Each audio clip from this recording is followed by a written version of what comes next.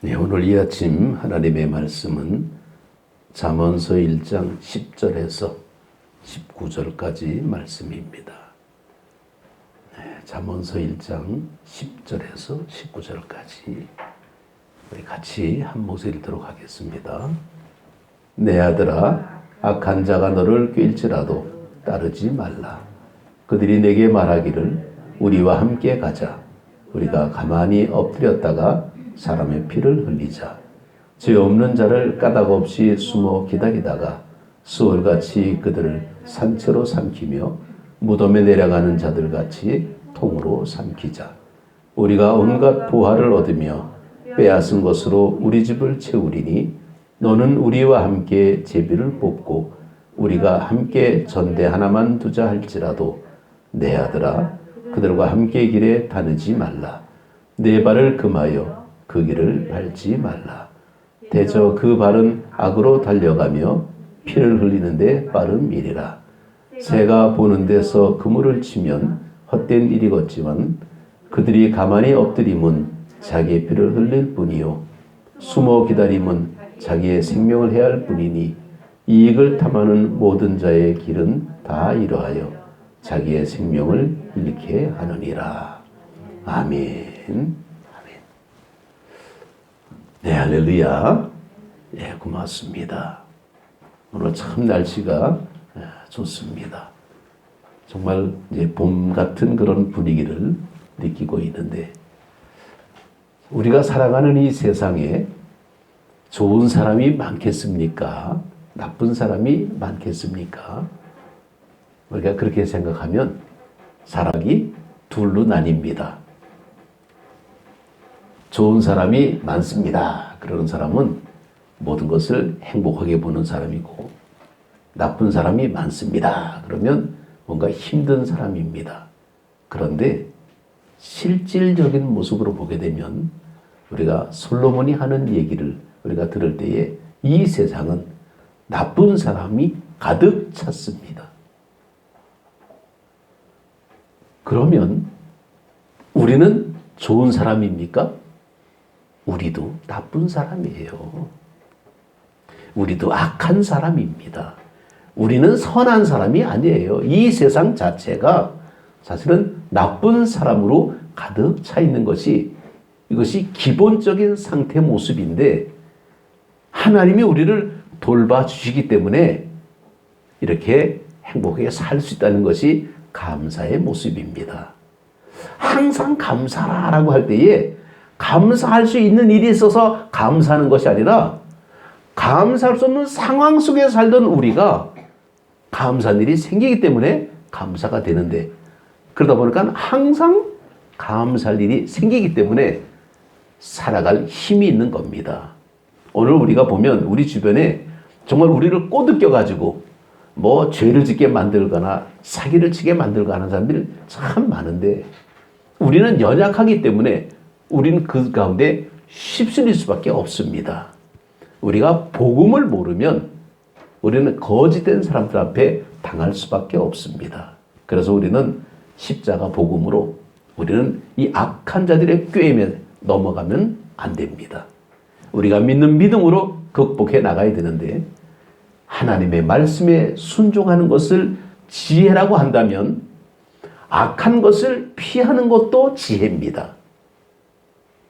우리는 늘 19절까지 말씀을 쭉 보게 되면 악인들의 특성에 대해서 이렇게 나오는데, 이 정말 그들의 어떤 그런 괴계를 피하는 것이 지혜의 모습이다 라고 할 때, 그 악한 자, 이걸 그 히브리 말로 하타임이라 그러는데, 이 하타임이라는 이 악한 자들은 빗나가다라는 그런 어근의 하타라는 말에서 유래된 말이로, 하나님이 지시하는 방향으로 가는 것이 아니라 상습적으로, 고의적으로, 계획적으로 범죄하면서 다른 사람까지도 실족하게 만드는 사람이 악한 사람입니다.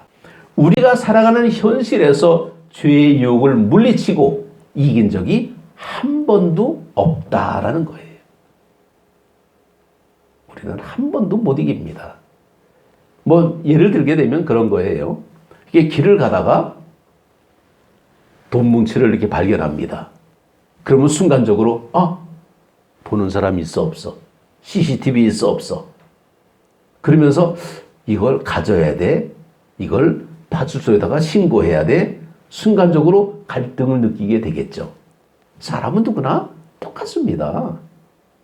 그런데 그걸 듣고는 갈등을 갖고 있다가 잃어버린 사람이 얼마나 힘들겠어. 갖고 싶지만은 보는 사람도 없지만은 그래도 신고해야지. 그리고 파출소에 가서 이렇게 갖다 주고 이거 습득물 이게 찾았습니다. 이거 주인에게 돌려주십시오. 그리고 나오면서 나 오늘 좋은 일 했다. 이러면서 우리는 스스로가 우리가 만족하겠습니까? 죄는요 그렇게 오는 게 아니에요. 유혹이라는 거는 꼼짝 못하게 우리를 얽어맵니다. 이 마귀가 우리를 유혹할 때 그렇게 쉽게 유혹하잖아요. 조금 갈등 느끼는 거는 누구나 다 하는 거지만은 그렇게 단순하게 오지 않는다라는 겁니다. 우리가 판단하지 못하게, 우리가 헷갈리게, 교묘하게, 그때 마침 누군가가 옆에서 한 사람이 있어가지고 보는 사람 없으니까 우리 놀아가자. 그러면 꼴딱 넘어갑니다. 나는 안 그럴 것 같죠? 실질적으로 딱 보게 되면요 순간적으로 확 넘어갈 때가 있습니다. 죄라는 것은 그렇게 와요. 우리는 벗어날 재간이 없습니다. 그래서 이 정말 19절까지 그 말씀을 쭉 있다 보게 되면 이 우리의 삶의 어떤 그런 그 방식에서 선택하는 것이 은유적인 표현의 모습인데 우리가 이 선택에 있어서 이 결과를 우리가 책임져야 됩니다. 우리가 선택하면 누가 뭐라 그랬잖아. 당신이 뭐라 그랬잖아. 남의 핑계 댈 거 없습니다. 본인이 선택해서 본인이 책임을 져야 됩니다. 그래서 순간적으로 이건 내한테 좋겠다. 나한테 유익하겠다. 이렇게 선택하는 것이 아니라 신중하게 이것이 내가 선택해도 되겠나 안 되겠나를 좀 판단해보고 생각해보고 그리고 선택을 하라는 겁니다. 우리가 이 성경에 보게 되면 정말 하나님께서 우리에게 약속하신 형통을 우리 모두는 누리도록 하나님께서 복을 주시는데 우리의 목적은 형통이 아닙니다. 형통을 누리는 게 복입니다. 우리가 달리기를 할 때에 요즘 쇼트트랙 그냥 그 올림픽 경기하는 거 보게 되면 그냥 이 파이널 이 목적지까지 그냥 열심히 달려가지고 통과 딱 하면서 이제 거기까지 기록을 이렇게 재고 그러는데 기록 재는 것이 목적이겠죠. 그런데 우리는 기록을 재고 우리는 시상대에 올라서 메달을 목에 거는 것까지 모든 과정을 이어가야 됩니다. 신앙생활의 목적은요, 천국 가는 게 목적이지만은 천국 갈 때까지 행복하게 가는 게 그게 목적이 돼야 되는 거예요. 가긴 가는데 힘들게 가, 괴롭게 가, 억지로 가. 그럼 그 무슨 재미가 있겠습니까? 우리는 가는 순간이 행복해야 되는, 과정도 행복해야 되는 겁니다. 믿음의 삶의 모습은 바로 그런 거죠. 그렇기 때문에 우리가 하나님의 말씀을 우리가 읽을 때에 시편 1편을 보게 되면요, 이렇게 나와요. 복 있는 사람은 하고 나옵니다. 그러면 복 있는 사람은 하나님과 함께하며 날마다 찬송하며 날마다 기뻐하며 이루고 나와야 되는데 시편 1편을 보게 되면 복 있는 사람은 그리고 악인들의 꾀를 따르지 아니하며 죄인들의 길에 서지 아니하며 오만한 자의 자리에 앉지 아니하고 뭔지 모르게 경계부터 하라고 말씀하고 있습니다. 복 있는 사람은 경계를 해야 되는 거예요. 뭔가 방어를 해야 됩니다. 날씨가 추우면 옷을 입어야죠. 날씨는 추운데 옷도 안 입고 추워 그러면 그 얼마나 어리석은 사람의 모습입니까? 우리가 믿음의 삶의 모습에서 하나님께 우리가 복 있는 사람이라고 할 때 이 복이라는 것이 사실은요, 히브리 말을 보게 되면 두 가지의 어원이 나와요. 이 복에 대한 모습이 두 가지로 나오는데 하나는 바라크라 그래가지고 이 복의 모습은 하나님의 영적인 권위, 하나님의 능력의 모습으로 정말 모든 사람에게 주시는 복, 정말 만복의 근원, 바로 이것이 바라크입니다. 이건 우리 믿는 자들에게 다 주시는 복이에요. 그런데 이 복 가운데는 아시와르라는 복이 있습니다. 이 아시와르는 뭐냐면 하나님과의 관계 속에서 우리의 삶의 자세와 태도를 통해 어떻게 사느냐에 따라서 받을 수 있고 못 받고 하는 겁니다. 야시와르. 오늘 시편 1편하는 복 있는 사람은 이 복의 모습은요, 바라크, 하나님이 다 주는 그런 복이 아니에요. 아시와르입니다. 우리가 선택해서 믿음으로 극복해 나갈 때 받는 복. 우리가 성경에 보게 되면 길이 두 가지 길이 나오죠. 하나는 넓은 길이 나오고 좁은 길이 나옵니다. 선택하라라는 거예요. 정말 이 선택의 모습에서 잠언에서도 마찬가지입니다. 지혜로운 길이 있고 미련한 길이 있고 우리가 선택하라는 겁니다. 이 선택의 모습을 우리가 책임지고 내가 감당해 나가야 되는데 시편의 말씀을 보게 되면 복 있는 사람은 그리고 악인의 길을 따르지 않고 뭐 이렇게 쭉 나오다가 맨 끝에 보게 되면 망하리로다 이러고 나와요. 뭐가 망합니까? 복 있는 사람이 망하는 겁니까? 이단들은요 가운데 쑥 잘라먹고 앞과 뒤를 딱 연결시켜버리면 복 있는 사람은 망하리로다 이러고 나와버려. 이게 해석입니까? 말도 안 되잖아요. 악인들은 망하리로다라는 거예요. 그러니까 우리는 이 과정도 중요하다는 사실을 우리가 봐야 되는데 우리가 어떻게 하는 것이 정말 그러면 하나님 앞에 복 있는 사람의 모습인가? 여기 악인을 멀리하는 지혜라고 오늘 제목을 정했습니다. 그러면 우리는 악인을 멀리해야 복을 받는다는 거예요. 우리가 결정을 해야 된다는 겁니다. 그러면 첫째로 우리가 어떤 악인이냐? 어리석은 자가 되지 않아야 된다는 거예요. 이 어리석다라는 것, 정말 이 어리석의 모습은 우리가 지혜로운 사람의 어떤 그런 반대적인 개념의 모습인데 이 어리석은 상태의 모습은 우리의 기본적인 상태입니다. 솔로몬이 볼 때에 우리는 지혜로운 상태가 아니라 우리는 어리석은 상태예요. 그렇기 때문에 잠언서가 우리에게 필요하다는 겁니다. 어리석은 사람으로 나오게 되는 것은 바로 우리의 옛사람의 모습이에요. 그러나 잠언서를 통해서 지혜를 얻게 되면 우리는 변화받아서 새로운 사람으로 살 수 있는 겁니다. 가능성이 있는 게 어리석은 사람의 모습입니다. 그 때문에 우리 어리석은 사람은 바로 우리는 정말 소망이 없는 상태가 아니라 소망이 있는 상태이기 때문에 지혜로운 사람으로 우리가 변화될 수가 있어요. 그러면 이 어리석은 사람의 특징들이 뭐냐라는 겁니다. 어리석은 사람은 특징은 바로 뭐냐? 들을 귀가 있어야 된다는 겁니다. 제대로 들어야 된다는 거예요.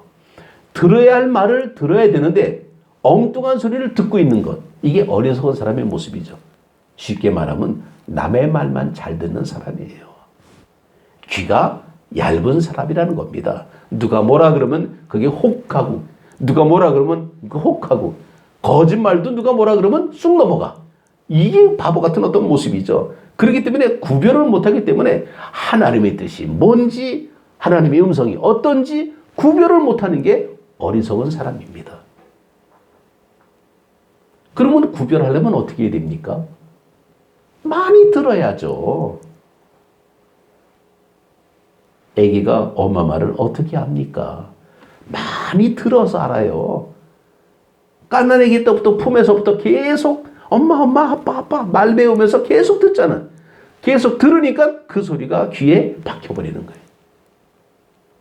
아무리 멀리 있어도요 자기 엄마 소리 알고 따라가. 아빠 소리 알고 따라가요. 왜? 많이 들었기 때문에. 하나님의 말씀을 많이 들어야 됩니다. 할렐루야. 믿음은 들음에서 나고 들음은 그리스도의 말씀이라. 하나님의 말씀을 귀에 딱지가 않도록 많이 들어야 우리는 분별이 생기게 되는 거예요. 아, 하나님의 말씀대로 살아가야 되는구나. 반석에 세운 집과 모래 위에 세운 집이란 그런 비유가 나옵니다. 근데 우리는 척 보면 아유 세상에 그거 구별 못해? 우리는 그렇게 나가죠. 우리는 어리석은 사람이에요. 우리는 구별 못합니다. 그래서 말씀이 중요한 거예요. 우리는 구별할 것 같죠? 천만의 말씀이. 구별 언제 되느냐? 비바람이 불 때 구별되는 거예요. 그전에는 구별이 안 돼. 그래서 우리는 이 말씀을 주의 깊게 봐야 됩니다. 하나님의 심판이 임할 때 괜찮겠지? 괜찮겠지? 안 괜찮아요. 그건 자기 착각이지. 사람들은 자기 착각 속에서 그냥 만족하고 살 때가 많습니다. 이게 어리석은 사람의 특징이에요. 같은 말을 들어도 듣질 않아요. 그러니까 좀 어떻게 보면 좀 고집이 좀 세죠. 이런 사람을 어리석은 사람이었는데 이런 어리석은 사람을 멀리하라라는 거예요. 두 번째는 뭐냐? 미련한 자를 멀리하라라는 겁니다. 그럼 이 미련한 것도 역시 마찬가지로 지혜롭지 못한 사람과의 어떤 그런 반대되는 개념이냐? 아닙니다. 어리석은 사람은요, 무방비 상태예요. 누가 뭐라 그러면, 그래? 그리고 따라가는 사람이 어리석은 사람의 모습인데, 이 미련한 사람은 뭐냐? 그 어리석은 사람, 남이 뭐라 그러는 걸 가지고 그냥 듣지를 않아. 뭐라 그래도 그냥 수기의 경읽기입니다. 그러니까 자기 말만 막 떠드는 사람, 이런 완고한 사람, 이런 사람이 미련한 사람이에요. 좀 더 우리가 쉽게 얘기하게 되면 자기는 다 안다라고 생각하는 사람이죠. 알긴 뭘 알아. 하나도 모르면서 아는 척할 뿐이지 실제로는요 몰라요. 근데 다 아는 줄 알아. 자기 말이 최고예요. 남의 말은 안 듣습니다. 그리고 오히려 가르치려고 그래. 교회에서 목회자만큼 성경을 연구하고 읽고 공부한 사람이 사실 드물죠. 근데 어떤 사람이 은혜 받았다 그래갖고 와갖고 목사님 그거 잘못됐습니다. 그리고 가리키려고 그래. 물론 겸손하게 받아들이죠. 근데 가만히 듣다 보게 되면 아니거든. 은혜라는 거는요 그렇게 오는 게 아닙니다. 깨달음이라는 거는 한 사람만 깨달은다고 그게 됩니까? 모든 사람이 같이 공유해야죠. 솔로몬의 지혜가 왜 위대한 지혜입니까? 모든 사람을 이롭게 하기 때문이죠. 자기만 잘난 척하는 게 지혜가 아니라는 거예요. 우리는 그래서 이 거만하고 오만한 사람이 미련한 사람이라는 겁니다.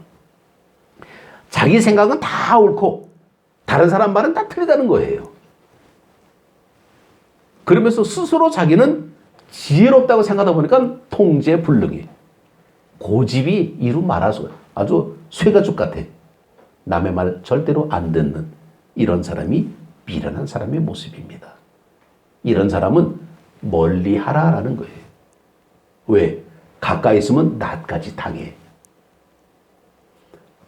복 있는 사람은 악인들의 길을 따르지 아니하며 선을 걷습니다. 죄인들의 길에 서지 아니하며 선을 걷습니다. 오만한 자의 자리에 앉지 아니하고 구별하라라는 거예요.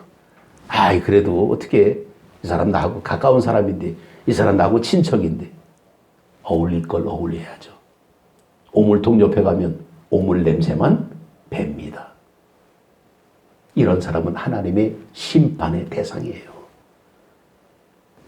심판의 불이 떨어지는데 옆에 가 있으면 뭐 하겠습니까? 측은해가지고 자비로운 마음으로 그들을 감쌉니까? 어리석은 거죠. 미련한 자들은 상대하기가 힘듭니다. 그런데 더 악한 사람이 있습니다. 이런 사람을 우리는 악한 사람이라 그러는데 더 경계해야 될 사람, 어리석은 사람, 남의 말 쉽게 듣는 사람이죠. 미련한 사람, 아예 듣지도 않는 사람입니다. 근데 더 악한 사람이 있어. 이 사람은 뭐냐면 미련한 사람은 그래도 자기 혼자 고집불통으로 가니까 혼자 그냥 넘어지고 혼자 다치고 혼자 피를 흘리지만은 악한 사람은 다른 사람까지 끌어들이는 게 악한 사람이에요. 오늘 성경에 나오는 말씀이 바로 이 악한 자입니다. 다른 사람까지 끌어들여. 죄를 혼자 짓는 게 아니에요.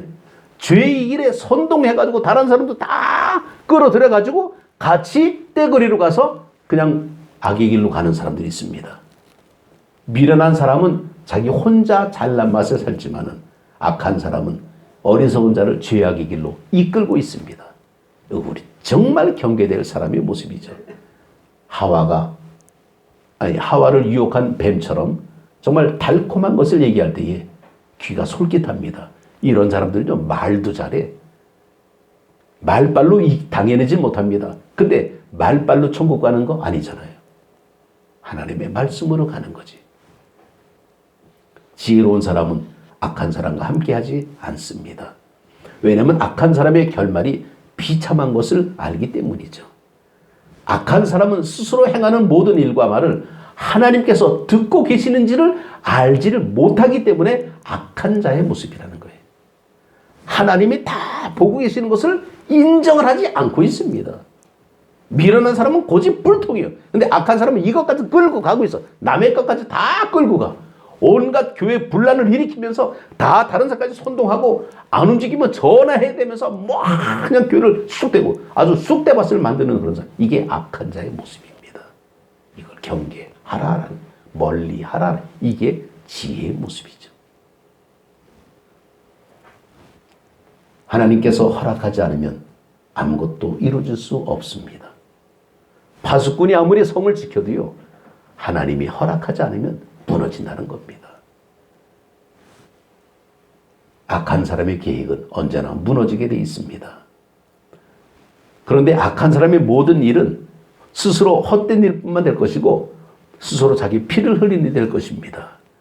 그래서 이 악한 사람이 버림받게 될 것을 알고 있는 솔로몬이 이런 악한 사람은 아무리 화려한 미래를 약속한다 그래도 넘어가지 말아라 라고 쓴 글이 잠언이에요. 우리는 어리석은 사람입니다. 남의 말 잘 듣죠?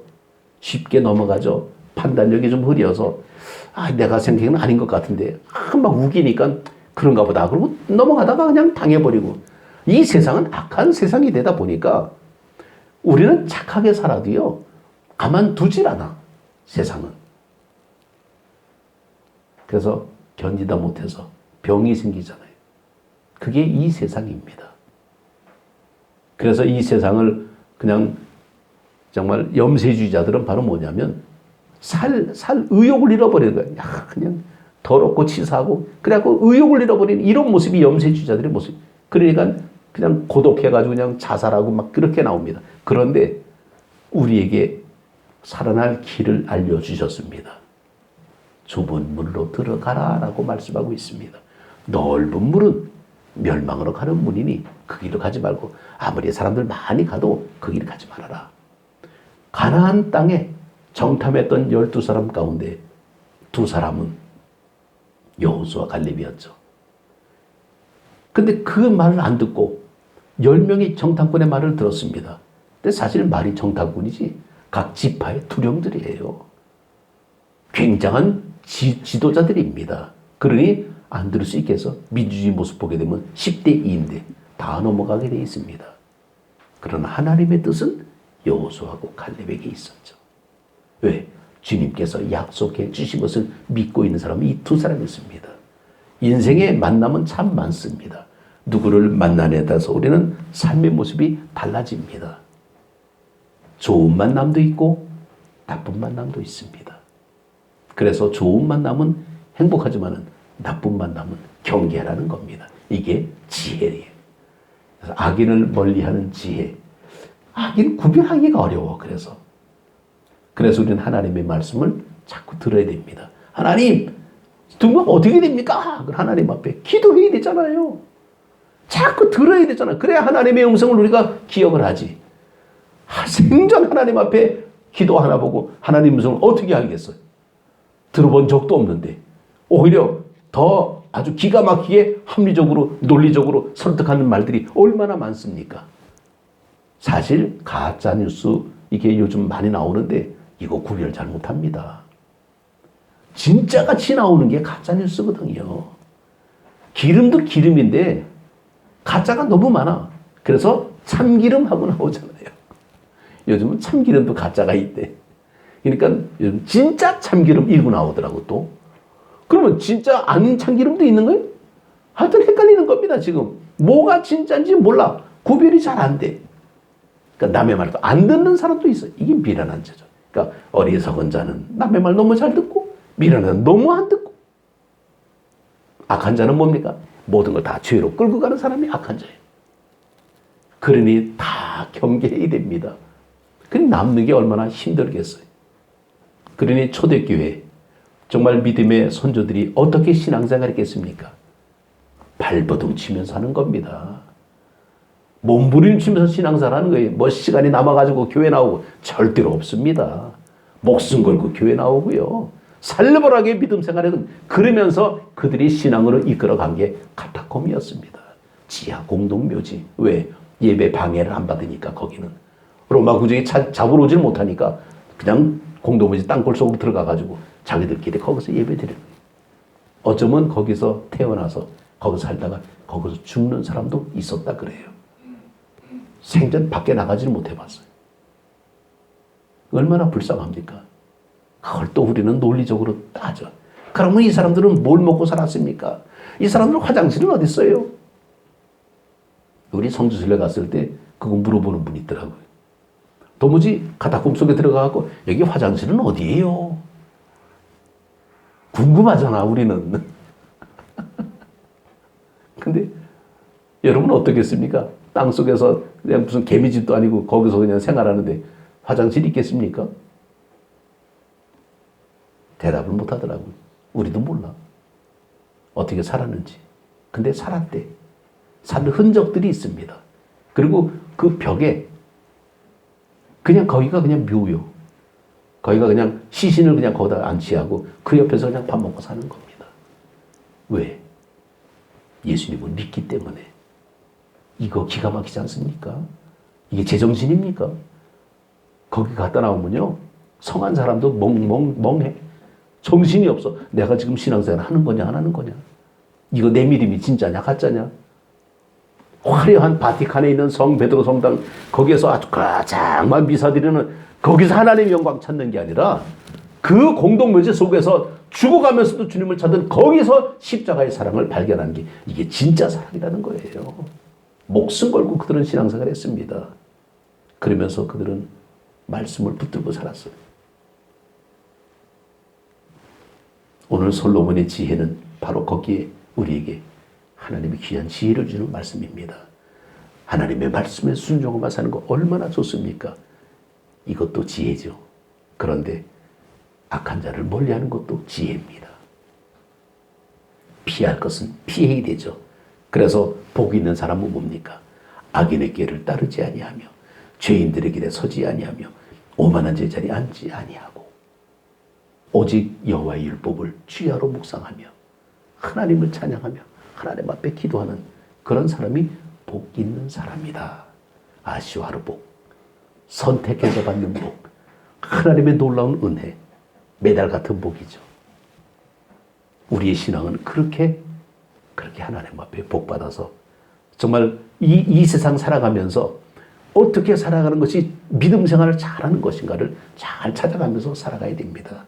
그냥 휘름불에 그냥 다른 사람이 가니까 그냥 나도 모르게 따라가다 보니까 그 길이 넓은 길이네. 편한 길이네. 좋은 길 같죠? 아니에요. 멸망으로 가는 길은 넓어. 근데 구원을 받는 길은 좁아요. 이거 역설적으로 이해해야 됩니다, 우리가. 이 세상은 행복하고 참 푸른 초장 같고 너무너무 아니에요. 꿈 같은 얘기입니다. 피 튀기는 거예요. 시장 틈에 나가봐요. 그냥 물건 하나 팔으려고 그냥 막 흥정하고 사실은요 그게 현실입니다. 저는 솔로몬의 이 말씀을 보면서 저는 어떻게 보는지 아십니까? 어떻게 사는 것이 지혜로울까? 밥상 차려놓고 뭐가 영양가 있는가? 이거 고르는 이게 지혜가 아니더라고요. 정말 그걸 만들어가는 과정 속에서 내 것으로 만드는 것이 이게 얼마나 중요한 일인가라는 겁니다. 우리는 정말 이렇게 정착하는 모습이 이게 목적이 아니라 하나님이 가나안 땅을 허락해 주실 때에 가나안 땅에서 잘 먹고 잘 살아라. 가나안 땅에 들어가니까 우상 숭배가 시작되잖아요. 목적이 바뀌어버리는 겁니다. 거기서 신앙으로 하나님은 영광 돌렸는데 바알을 따라가잖아요. 이게 우리의 현실이라는 겁니다. 그래서 우리는 하나님 앞에 이게 우리가 믿음 생활하는 게 반석에 지은 집인지 모래 위에 지은 집인지 맨날 우리가 기도하면서 찾아봐야 돼. 평상시는 구별이 안 되죠. 어려운 일이 뭔가 하나 탁 터지게 되면요. 손끝 하나 안 들이고 탁 돌아서는 사람이 있더라고요. 코로나가 무슨 대수롭습니까, 사실. 그냥 코로나에 그냥 아주 짓눌려가지고 스트레스 받고 정신분열이 이렇게 해서 막 교회가 코로나 때문에 엄청 타격이 심한데 근데 이것 때문에 우리는 오히려 더 믿음이 더 단단해지고 있어요. 흔들수록 더 단단해지는 겁니다. 그래? 해보자. 그래? 까짓 거. 하나님 앞에 더 나가는, 더 바람이 불수록 더 고개를 숙이는 겁니다. 바람이 오는 쪽으로 고개를 숙이는 거예요. 독수리는 바람을 타고 날아가는 거죠. 그래? 와, 바람이 없으면 오히려 못 날라, 독수리는. 그래서 신앙은 뭡니까? 독수리 같은 신앙이라고 그러잖아요. 환난이 올 때 기쁘게 여겨라. 야고보가 그렇게 말씀하잖아요. 우리가 어려운 일이 있을 때 힘들어 죽겠다. 그냥 일상이 힘듭니다, 사실은요. 그러나 이걸 힘들다라고 생각하지 않고 극복이라는 과제를 생각하고 열심히 땀 흘리며 살아가는 게 이게 행복의 모습이라는 겁니다. 오늘 우리의 신앙생활의 모습은 그래요. 뭐가 이렇게 마음대로 잘 안 됩니다. 막 다 흩어져 있고 그냥 파편 조개처럼 될 것 같으면서도 잘 안 되고 더 속상하고 막 그런 일이 막 생겨. 날마다 숨 쉬는 순간마다 기적의 연속이면 얼마나 좋겠어. 휩쓸리고 억울하고 속상하고 그냥 마음고생하고 뭐 그러다 보니까 우리가 나도 모르게 지쳐서 묻혀갈 때가 많아요. 타성에 젖어가지고 형식화되고 있어요. 아니라 그래도 우리는 거의 반 바리새인처럼 살고 있어요. 누가 뭐라 그래도 우리는 반 바리새인 같아, 신앙생활이. 어쩔 수 없어요. 그게 현실적인 모습입니다. 그래서 우리는 자꾸 이것을 극복해 나가야 됩니다. 악인을 멀리하는 지혜. 오늘 잠언서를 통해서 주시는 하나님의 지혜에 정말 우리 모두가 흠뻑 은혜 받고 믿음으로 정말 승리하는 모두가 되시기를 주님 이름으로 축복합니다. 기도드리겠습니다.